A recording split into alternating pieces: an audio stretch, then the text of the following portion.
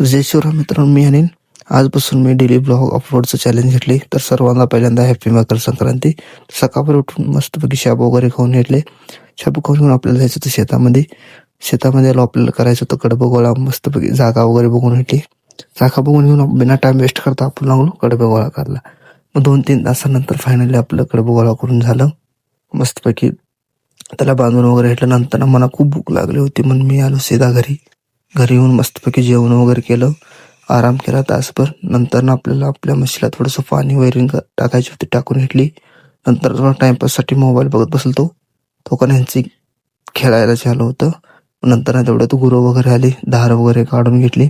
मग आपल्याला सोडायची शेड होऊन मी आलो शेतामध्ये. शेड बघत बघत आपल्याला थोडीशी कडब्याच्या पेंड्या पण बांधायच्या होत्या. पटापट्ट्या बांधून घेतल्या. तर आजचा ब्लॉग इथंच सेंड. तुमच्या भावाला फॉलो करा, लाईक करा, शेअर करा. तर चला, बाय, धन्यवाद.